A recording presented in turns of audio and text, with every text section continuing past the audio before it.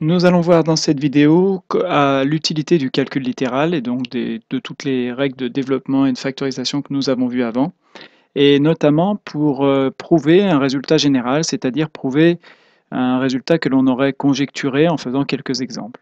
Alors l'exercice type, c'est lorsqu'on vous donne un programme de calcul, on vous demande de choisir un nombre, d'ajouter, de soustraire, de multiplier par différents nombres, et vous obtenez un résultat qui semble être parfois toujours le même. Et donc pour prouver ce résultat, il faut en général utiliser le calcul littéral. Alors voyons ce que ça donne sur cet exemple, qui n'est pas forcément le plus simple des exemples qu'on puisse trouver. On vous demande, on vous dit, on choisit trois nombres consécutifs, on calcule le carré de celui du milieu, puis on lui soustrait à ce carré le produit des extrêmes. Alors petit a, on vous demande de calculer le résultat obtenu si on choisit 3 comme premier nombre. Donc si on choisit 3 comme premier nombre, le nombre suivant va être le nombre 4 et le nombre suivant va être le nombre 5. Donc on me demande de calculer le carré de celui du milieu. Donc je vais calculer 4 au carré. Je vais obtenir 16.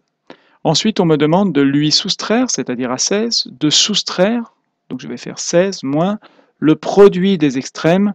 Le produit des extrêmes, c'est donc le produit de 3 et de 5, du premier nombre et du dernier nombre.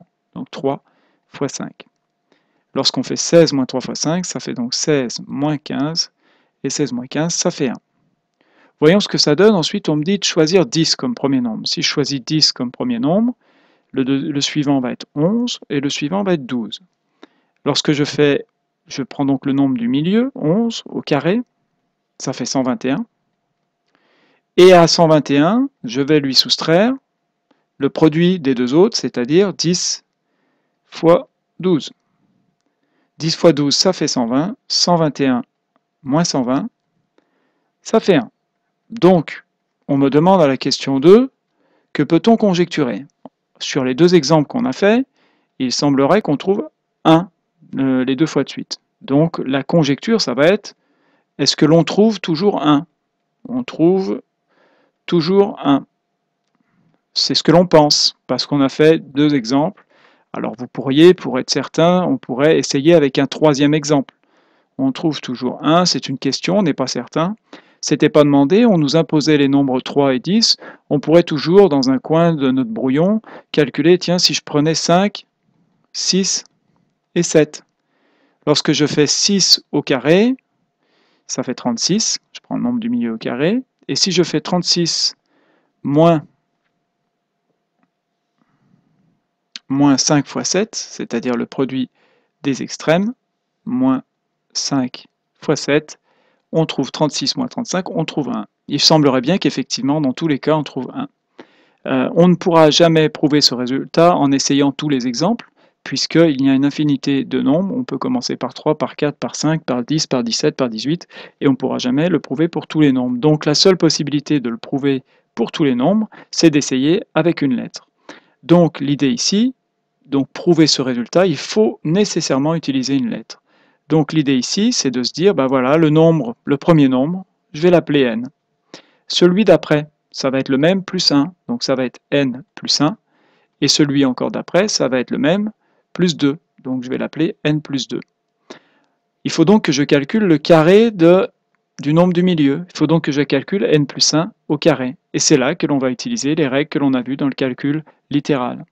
Alors soit on a appris les identités remarquables et on sera capable directement de mettre le résultat.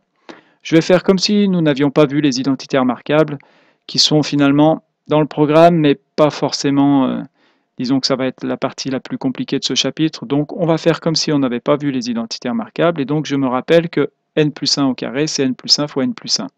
Ensuite, je fais la double distributivité. N fois n, ça fait n au carré. Plus n fois 1, n fois 1, ça fait 1n.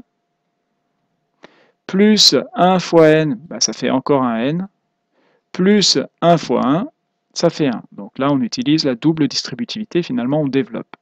Ce qui fait n au carré, plus 1n plus 1n, ça fait 2n, plus 1. Alors ceux qui auront appris l'identité remarquable, la première identité remarquable, seront capables d'écrire directement ce résultat sans faire la double distributivité.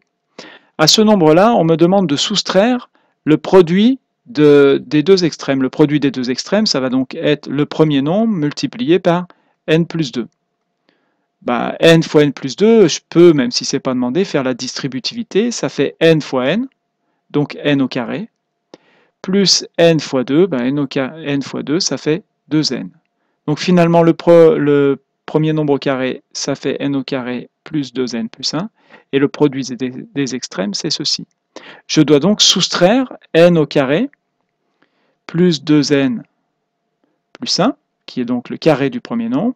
À ce nombre-là, je dois soustraire n au carré plus 2n. Attention, si vous faites ça, vous allez faire une erreur. Pour soustraire n au carré plus 2n, il faut nécessairement mettre une parenthèse, puisque c'est tout le terme n au carré plus 2n que l'on soustrait au terme de départ. Éventuellement, là, on peut mettre une parenthèse aussi, mais là, elle ne sert à rien. Alors, il suffit simplement maintenant que je réduise ce calcul pour pouvoir voir ce que ça va donner, si effectivement ça va donner toujours 1. Alors la première parenthèse ne sert à rien, donc on peut écrire directement n au carré plus 2n plus 1. Et ensuite, comme il y a un moins devant la deuxième parenthèse, avant de pouvoir réduire, il faut qu'on enlève cette parenthèse. Donc on se rappelle que c'est comme si c'était moins 1 multiplié par cette parenthèse. Donc on fait moins 1 fois n au carré. Multiplié par moins 1, c'est juste changer le signe. Là, il y a plus n au carré, donc ça va donner moins n au carré, moins 1 fois n au carré.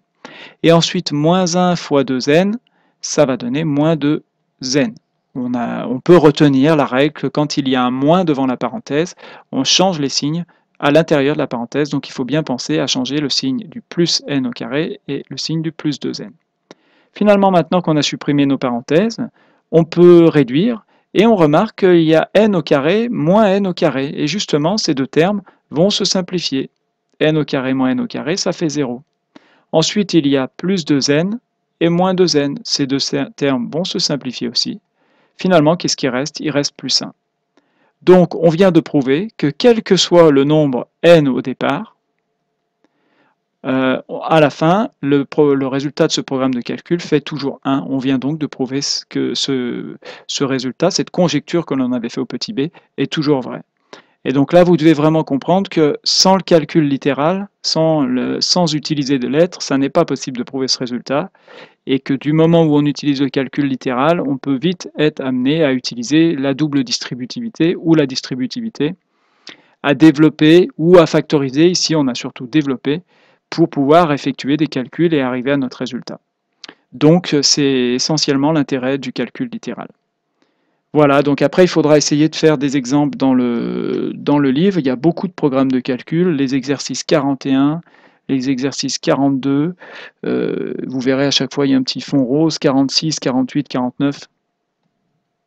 48, 46 et 49.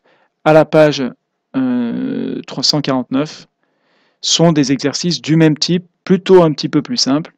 Donc il faut savoir faire ça. Il y en a, en tout cas les années précédentes, il y en avait assez souvent au brevet. Voilà, entraînez-vous, bon courage!